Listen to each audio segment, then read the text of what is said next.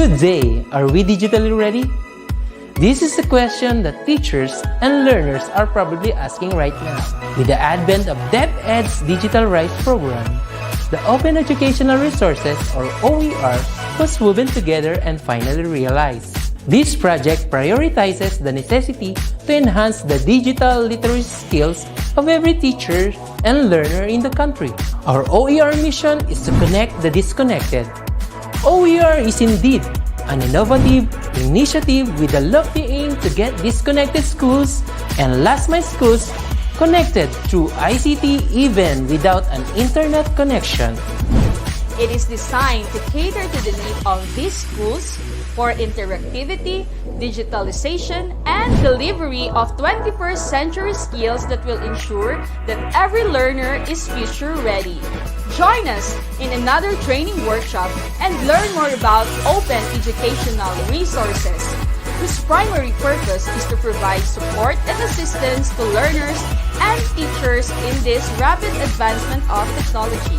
Our goal is to build and strengthen the capabilities of public and private teachers, school heads, and supervisors by teaching you to create and design interactive, localized, and contextualized instructional materials for teaching using basic, advanced, and proficiency software and tools.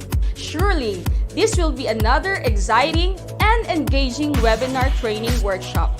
Together, let's all rise amidst this crisis.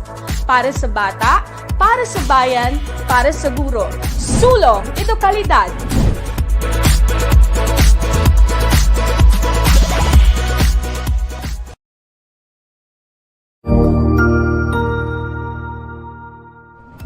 Magandang araw, Sir Wilbur po, at your service.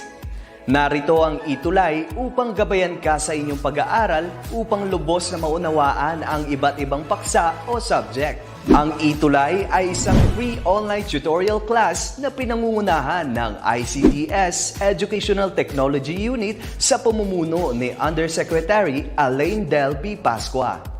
Ang programang ito ay hindi lamang para sa mga bata, kundi ito rin ay magsisilbing gabay sa mga magulang at mga guro kung paano nila ituturo o gagabayan sa bawat asignatura ang kanilang mga anak o mga estudyante. Sa kasalukuyan, ang self-learning module mula sa rehiyon ng Calabarzon at kilala sa tawag na pivot ang ginagamit sa ating ETUlay online class. Kaya ano pang hinihintay ninyo? Ihanda na ang inyong mga ballpen o lapis, papel o kwaderno at samahan kaming itulay ang pagkatuto para sa bawat batang Pilipino. Sama-sama tayong magtutulungan para malampasan ang mga hamon sa panahong ito. Halina't matuto kasama ang inyong online tutor sa oras na ito.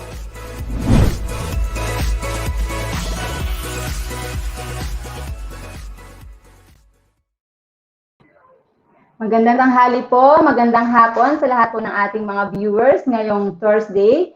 Regular holiday po tayo, Idil Fitr. Hello po sa ating mga kasamang mga Muslim na nanonood at nakikinig po sa kasalukuyan.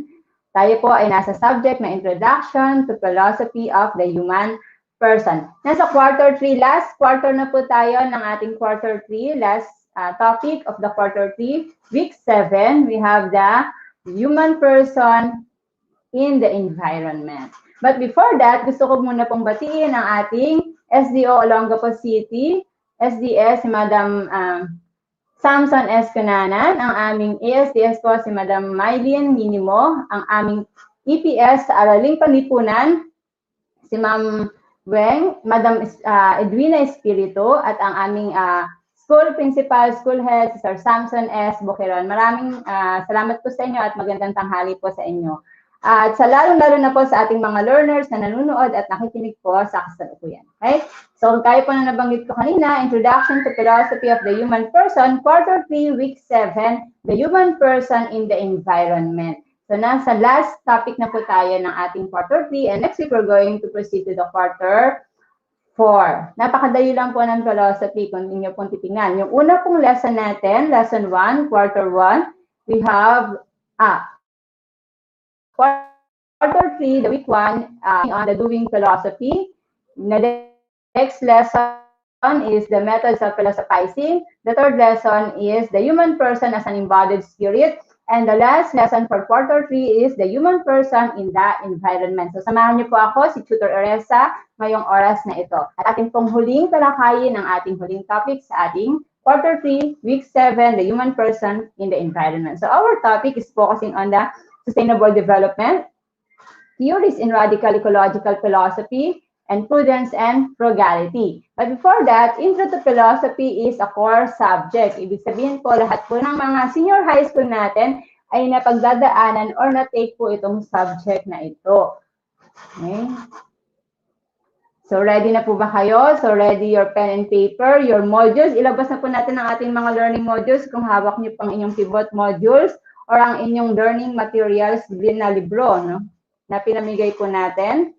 And of course, if you have comments and reactions, you can type it in the comment box.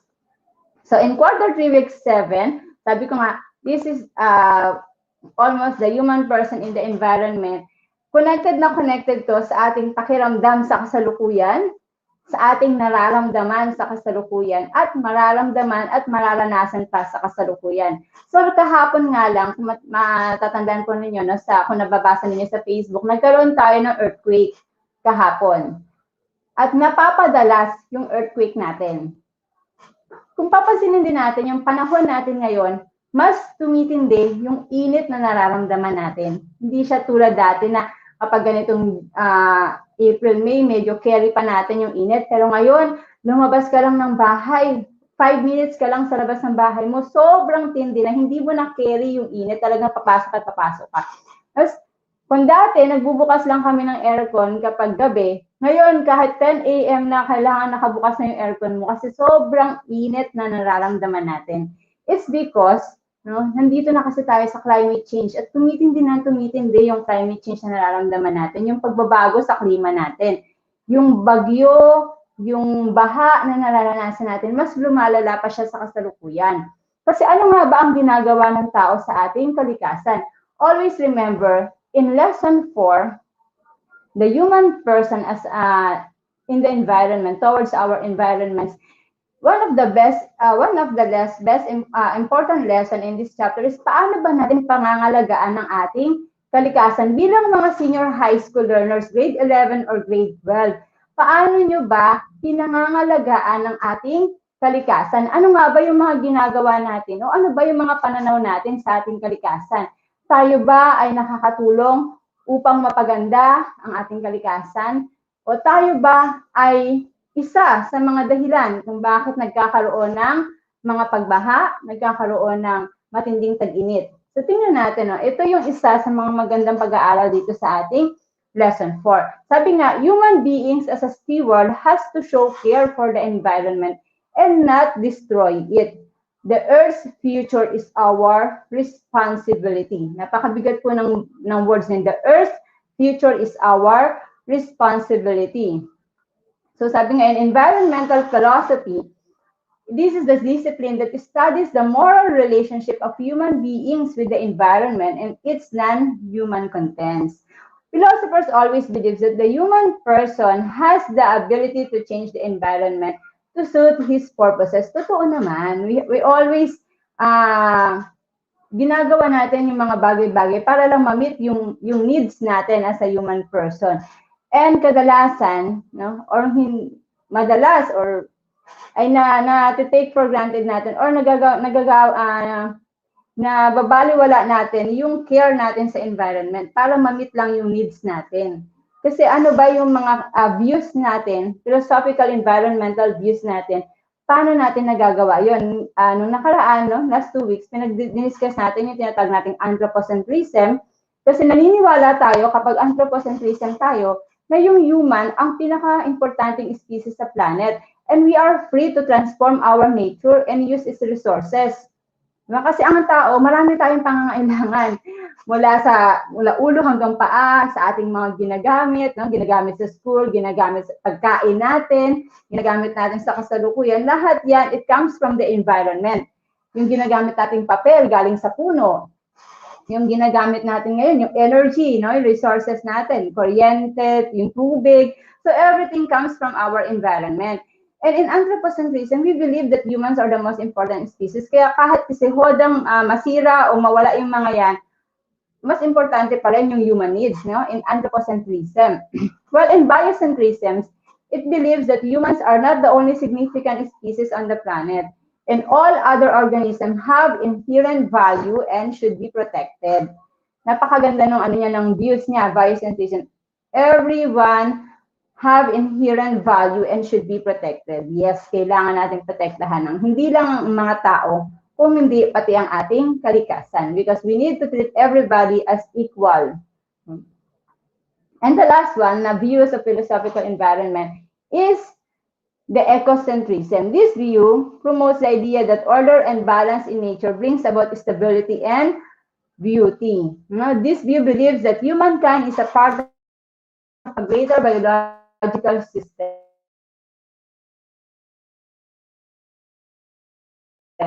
community, and that we have a significant role as a species lang yan. Tayong mga tao, we are the guardians of our nature, and we need to do something about it. Lalo na ngayon sa nararamdaman natin, patindi ng patindi yung init na nararamdaman natin. Sa ngayon, init pa lang yan. Paano pagdating na ng June, July? No? Usually, hindi nga June, July. Pumapatak na ng August, September ang mga matitinding tag-ulan at pagbaha. So, paano na lang yun? No? Sobrang lamig na at matinding pagbaha yung nararamdaman natin. Hindi man ngayon El Nino, so susunod La Nina, kaya dapat ngayon pa lang, we need to do something about it. So we are the stewards or guardians of our natures in ecocentrism. And environmental aesthetics, this is a philosophical view that believes in maintaining order in the environment. Will bring out the natural beauty of surroundings and contribute to the well-being of the people and other organisms in it. No? One of the best study in this lesson is what we call sustainable development.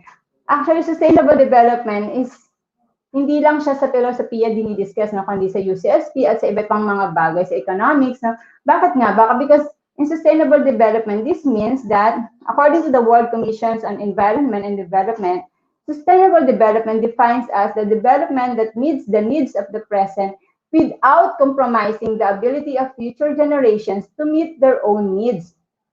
Kasi hindi naman talaga natin maiiwasan na magamit ang ating kalikasan, ng ating nature. Hindi natin maiiwasang hindi magputol ng puno kasi kailangan natin ng mga papel, no?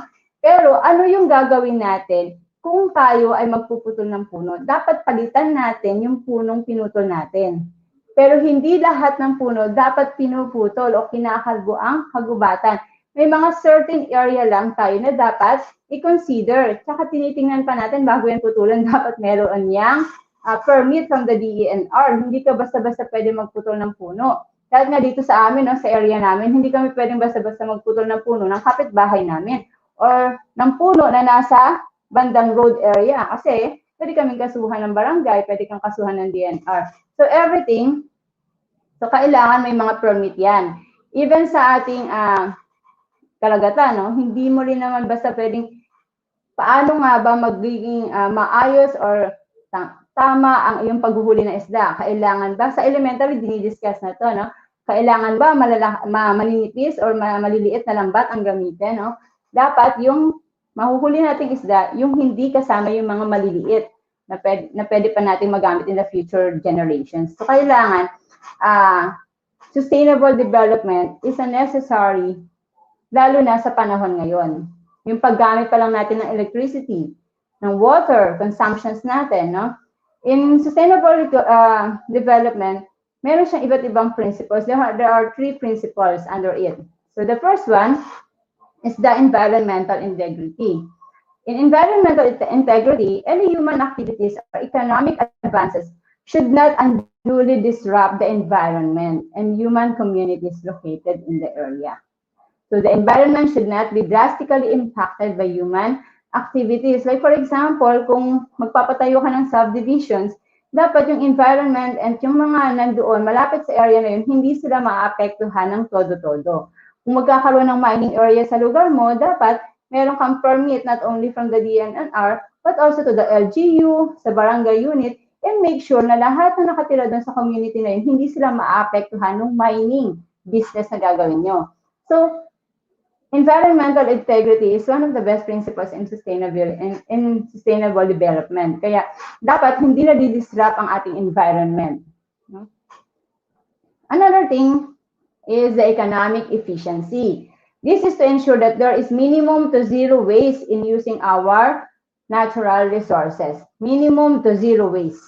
Kaya alam nyo, yung reduce, reuse, recycled activities natin, yung sa school pa lang, yung paghihiwalay pa lang ng biodegradable and non-biodegradable, at yung paggamit ng mga ito para makakreate ka ng mas mga magandang, like for example, yung mga plastics, na pwede natin siya magamit, ma-create into something useful.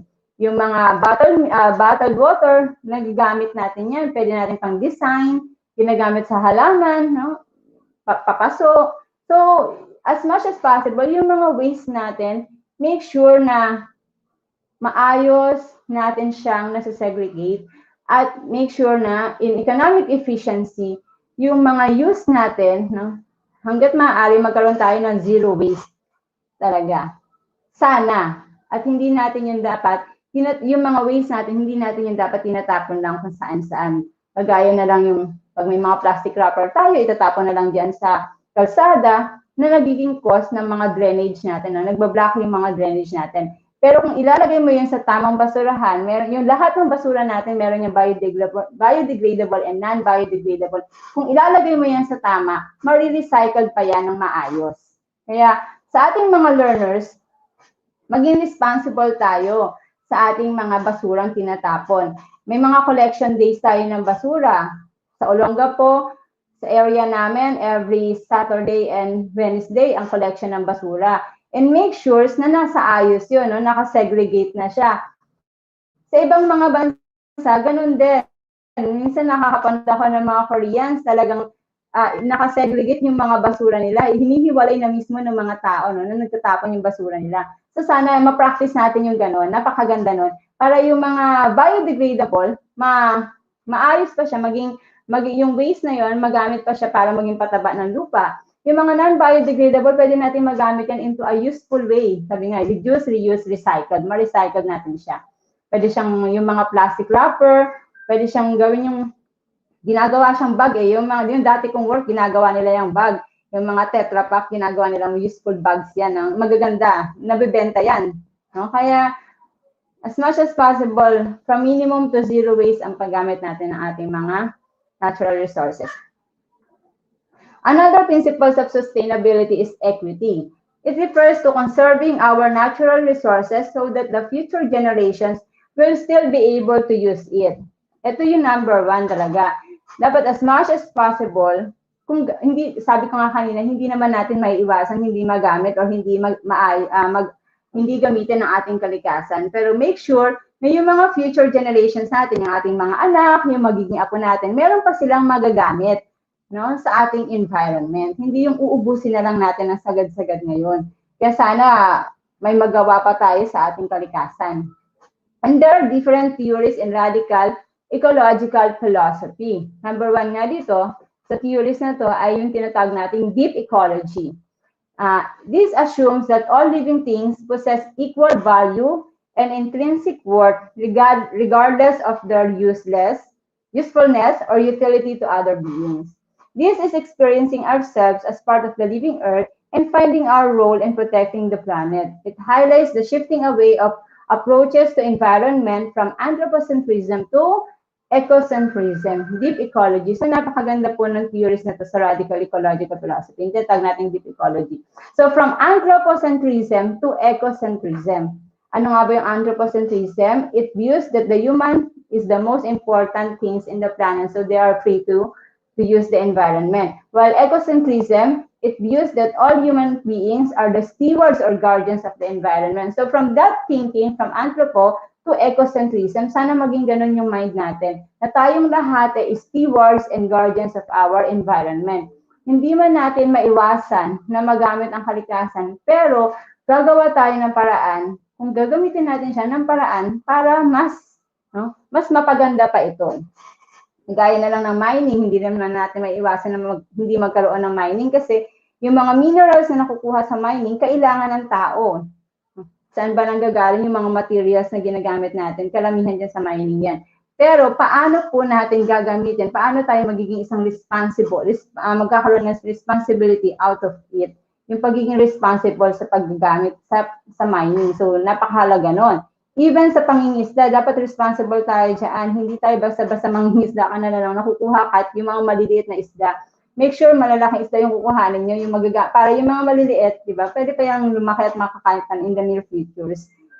Ang ating water, no? Kapag wala namang tao, kapag puno na yung balde, patayin na yung tubig. Pag sa kuryente, pag walang tao, no, patayin ang ilaw. Pag walang tao, patayin ang electric fan. Ang karamihan sa atin, iniiwang bukas ang tubig, iniiwang bukas ang electric fan, iniiwang bukas ang ilaw. So we need to protect our environment, we need to protect our planet. Kaya nga napakaganda ng mga activities, minsan yung Earth Day, kapag Earth Day, yung merong 1 hour or ilang minuto, napapatayin lahat, sabay-sabay napapatayin lahat ng ilaw ng kuryente. No? So malaking tulong yun. Malaki yung masisave na sa environment natin, sa kalikasan natin. Kahit yung tubig din. No? So another thing in theories in radical ecological philosophy is what we call social ecology. This believes that ecological problems can be traced to social problems. Societies that are structured around hierarchies as well as economic classes use their authority to dominate natural resources and exploit the environment for profit and self-interest. No? So, totoo naman kasi lagi namang connected ang social ecology sa ating society. So, if there is a problem in society, nagkakaroon na rin ng, parang domino effect lang yan nagkakaroon din yan ng effect sa ating environment. Okay. Another theory is the ecofeminism. This assumes that male-centered view of nature is the root cause of ecological problems. To address environmental problems, humanity has to remove the superior versus inferior in human relationships. So in ecofeminism, this believes that a society that tolerates the oppression of women is directly linked with its tendency to tolerate the abuse of the environment and the degradation of nature. So it also features the existing patriarchal and capitalist systems in our society as social and economic exploitative to the detrimental of women and nature. So connected daw yun ang ecofeminism. So kailangan ma-remove daw yung superior versus inferior in human relationships. No? Kasi sa ecofeminism, if you are feminism, no, we are promoting yung mga karapatan ng mga kababaihan. So kung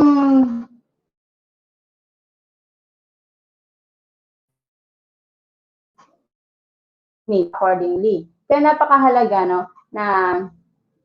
na ma-resolve natin yan, yung tinatawag nating degradations of our environment and nature. So kailangan matigil na yung pang-aabuso sa ating kalikasan at sa ating environment. Sa ating kalikasan or ating environment. Para matigil na rin yung pang-aabuso sa mga kababaihan, mga kabataan. Kasi kung ang sinasabi sa ecofeminism, kung ikaw daw, as a man, male-centered view of nature is the root cause of ecological problems. Masyadong patriarchal, masyadong superior. So, ang tendency daw, it's not only if you're going to abuse women, you're going to abuse the nature and degrade our natures. Sabi nga, inang kalikasan kasi tayo hindi naman sinabing amang kalikasan. So, this theory benefits the social and political agenda of both female and nature in ecofeminism. So, iba rin yung theory na to. Marami nag-ano dito nag-oppose. Lalo na yung mga kalalakihan. So, remember, we have the three theories in radical ecological philosophy. We have deep ecology, social ecology, and the third one is the ecofeminism. So, our next is what we call prudence and frugality. So, how can one lessen the waste he or she is making? Paano nga ba tayo makakabawas sa mga basurang tinatapon natin or nagagawa natin? How can one be more efficient and more responsible in using our natural resources? Actually, these questions can be answered by observing the prudence and frugality virtue. These two virtues can help us in addressing various environmental problems and solve the challenges these problems have created. Actually, in Prudence, this is the capacity to direct and discipline one's activity and behavior using reason. It is the behavior that is cautious and, as much as possible, keeps away from any risk. Prudence is considered as the first virtue na kailangan natin. Kasi hindi ka naman basta-basta gagawa ng mga activities and behavior without analyzing it, without thinking about it, kung hindi mo man lang maiisip kung ano yung magiging cost ng mga actions mo. For example, if you're going to, kung gagawa ka ng isang proyekto or isang business na magkakaroon ka ng isang business, like for example, yung pagpapatayo ng mga buildings or pagpapatayo ng mga bahay, condominiums units. So, may mga projects yan, may mga activities yan na kailangan matake mo na yung mga, ano yung magiging effect niyan sa ating environment. At ilang mga puno ang matatanggal dyan, no? Ilang bundok ang iyong papatagin dyan. So in Prudence, the capacity to direct and discipline one's activity and behavior using reasons. Hindi ka rin basta-basta pwedeng magtapon ng basura. Kaya nga actually napakaganda nga ng mga activities ng bawat barangay ngayon, no, ng mga LGUs. Kasi one of the Prudence activity dyan, virtue, yung may araw ka na magtatapon ng basura. Like for example, in our area, every Saturday and Wednesday na siya. Hindi ka yung basta-basta ka na lang magtatapon dyan sa kalsada ng basura o maglalagay ng basura mo dyan sa kalsada. So, yung araw lang na yun. Hindi rin pwedeng sa ibang araw, kundi magkakaroon ka na ng penalty. No? Kahit yung mga simple sa bahay lang natin, no? Yung pagtuturo natin sa mga anak natin, na kapag walang tao, patayin ng electric fan or patayin yung ilaw, ay napakaganda na rin disciplined activity yan para ma-protect ang ating environment. Kahit yung simple pagtuturo din sa elementary, sa anak natin, anak ko grade 2 eh. Yan, madalas sa activity nila, paano ka makakatulong sa kalikasan. Kaya yung mga activity nila sa grade 2, napakaganda para sa mga kabataan ngayon, nakakatulong. Bata pa lang sila, natutulungan na sila para ma-protect ang ating environment. Yung pagtatapon ng basura, tamang pagtatapon ng basura, itinuturo na sa kanila. Kaya tayo mga senior high school learners, dapat since elementary pa lang, dinidiscuss na sa atin itong prudence and frugality na ito, dapat nadadala na natin siya hanggang senior high school natin. Hanggang tayo ay magkolehiyo at magkaroon na ng sariling pamilya. Kasi we are all part of this world. We are part of this environment. The human person as an environment. Kaya dapat pangalagaan natin ang ating kalikasan at ang bawat activities and behavior natin, no, pag-isipan nating maigi, dapat ito ay nakakatulong sa ating kalikasan. Another virtue is what we call frugality. This is the quality of being thrifty. No? It is the careful supervision of one's resources. Frugality, aside from prudence, is another fundamental value that can help us develop a sense of right and wrong and attain whatever we want in life. So moreover, it is a virtue that can guide us in making choices in life and receiving the most value out of those decisions.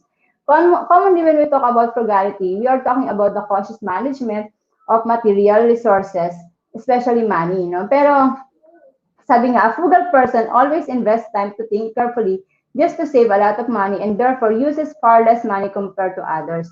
In frugality, dahil nga ang natin dito ay makatipid, no, being thrifty, at the same time magkaroon ng careful supervision sa ating resources. So, napakaganda. Isa sa mga magandang activities dito ay yung tinatawag natin reduce, reuse, recycle.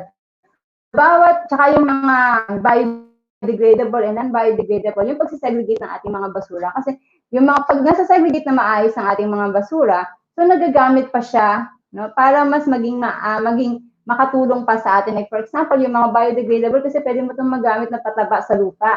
Pwede natin itong gamitin yung mga mahilig sa mga magtanim, no? Nagagamit nila to. Yung mga non-biodegradable, pwede nating magamit to. Yung sabi nga, reduce, reuse, recycle. Yung mga plastic bottles natin, pwede natin gawing gawin natin paso, no? Replacement. Instead of bumili ka pa ng mamahaling paso, pwede mo na siyang gamitin. Pwede natin gamitin pan-design. Yung mga plastic wrappers natin, pwede natin gawing bags. bags, or kung ano pang pwedeng magawa doon. So, ang dami mo nang pwedeng magawa sa mga basura na itinatapon natin. Kaya nga, prudence and frugality is one of the best virtue when it comes to our environment. So, questions? Okay. So, activities po tayo or assessment. In this last chapter, in this last lesson of quarter 3, the human person in the environment, marami po tayong mga activities sa ating pivot modules. Andyan yung poster making, no? Meron doon siyang rubrics, kailangan mong sundan. Andyan din po yung essay. So, kailangan nyo rin sundan yung rubrics na nakalagay doon. So, it's all about environment. How are you going to take care of our environment? At nabanggit ko na po yun kanina, no? By using prudence and frugality, you can use it as an example of taking care of our environment. Sa poster natin, kung yun ang gagawin nating activity, so pakita nyo lang doon, no, na paano nga ba tayo sa human person makakatulong sa pangangalaga ng ating kalikasan. So, maraming mga activities na pwedeng magawa. Maraming mga poster activity na pwede ninyong maisip na para mapaganda ang inyong performance task. Kasi yung mga performance task natin yan sa ating lesson na to. So, ito naman po ang ating mga written works. So, sa assessment, noong nakaraan, diniscuss natin yung kalikasan at kasiraan. So, isa yun sa mga written works natin. So, ito, another written works na makikita rin sa inyong module. We have, tingnan natin kung sino makakasagot. Number 1, no? Bringing your own cup whenever you refill your coffee in 7-Eleven shows what principles of sustainability. Meron ba? So, good afternoon sa ating mga nanonood ngayon. Sabi, bringing your own cup whenever you refill your coffee in 7-Eleven shows what principles of sustainability. Is it A, economic efficiency, B, environmental integrity, or letter C, environmental equity? The correct answer is letter A, economic efficiency.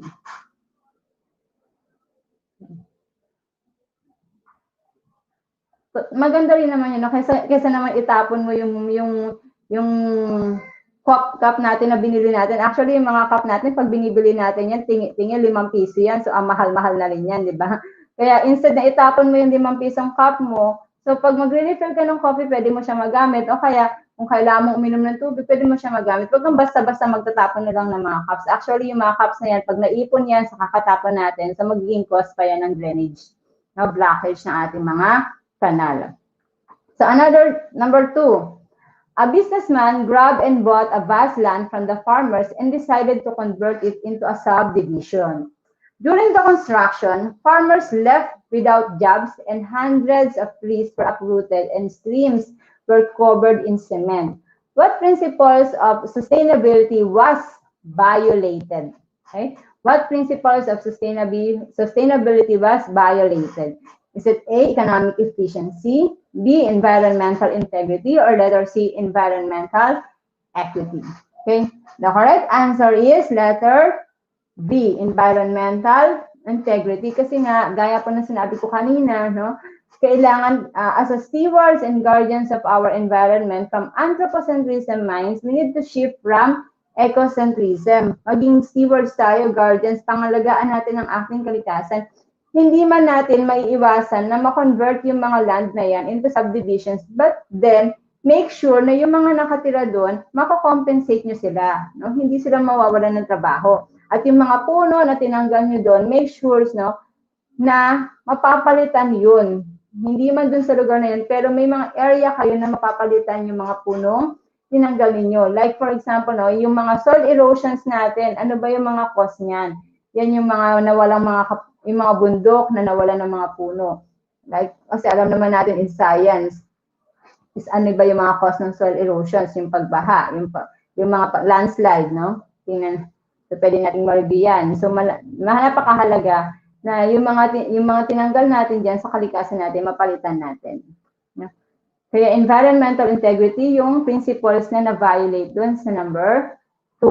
Number 3, Francisco Moreno, Mayor of Manila, declared Arroceros as a permanent forest park as part of his vision of building a green city in Manila's Lawton area. So what principles of sustainability did he use?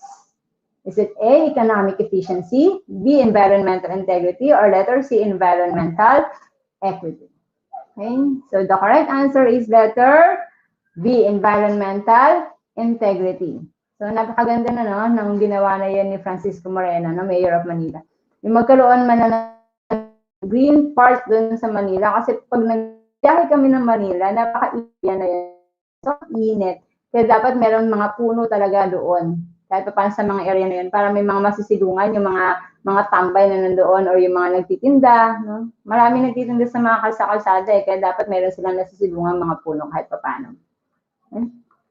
So number 4, a factory in a province irresponsibly withdraw their waste in the river and hire mostly women because of cheap labor.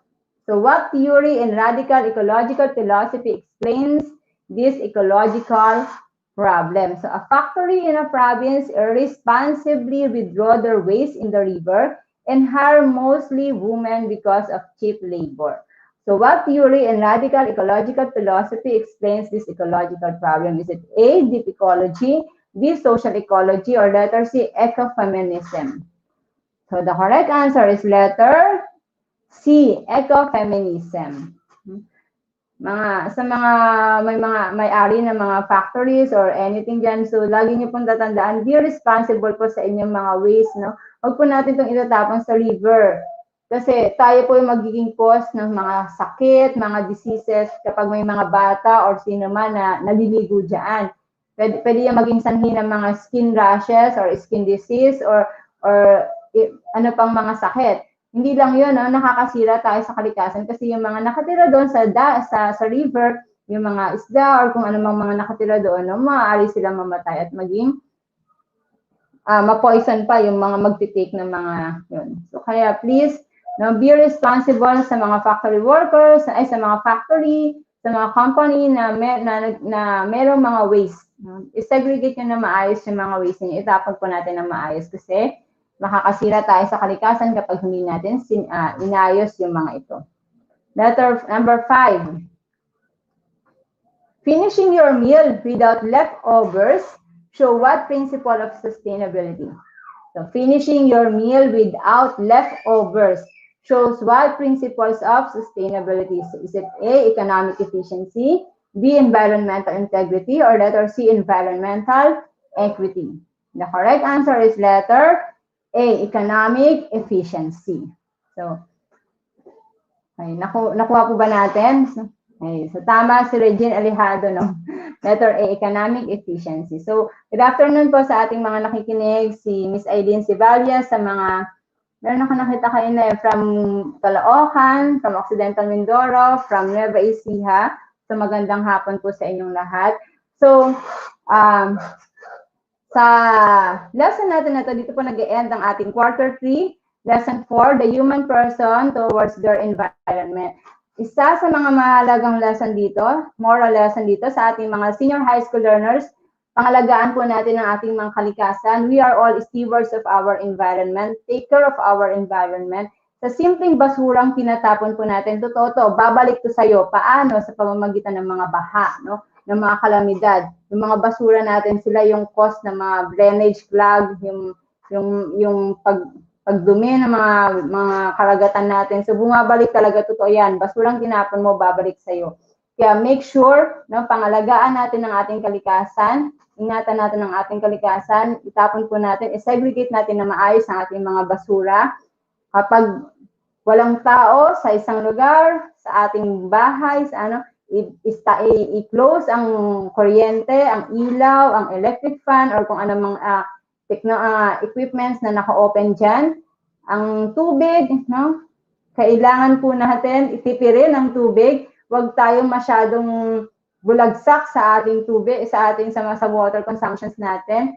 So always remember, we are all stewards of our environment. We need to protect our environment. We are all guardians of our environment. Kung meron pong guardians of the galaxy, tayo as a human person, we are all the guardians of the environment. So yan po ang mahalagang lesson sa ating lesson 4, the human person towards environment, in Introduction to Philosophy of the Human Person. So yun lamang po. Kung may mga questions kayo or comments, suggestions, you can email us at edtech@deped.gov.ph. Maraming salamat po. Sa buong SDO ng Olongapo City, maraming salamat po. Magandang hapon po sa inyong lahat. So yun lamang po. Thank you. Panangalagaan po natin ang ating kalikasan.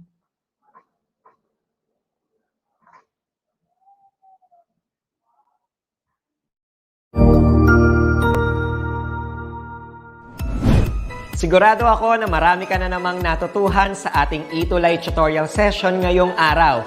Tandaan, ito ay hindi lamang para sa ating mga mag-aaral, kundi pati rin sa ating mga minamahal na guro at mga magulang na kaagapay natin para maituloy ang pagkatuto sa kabila ng nararanasang pandemya.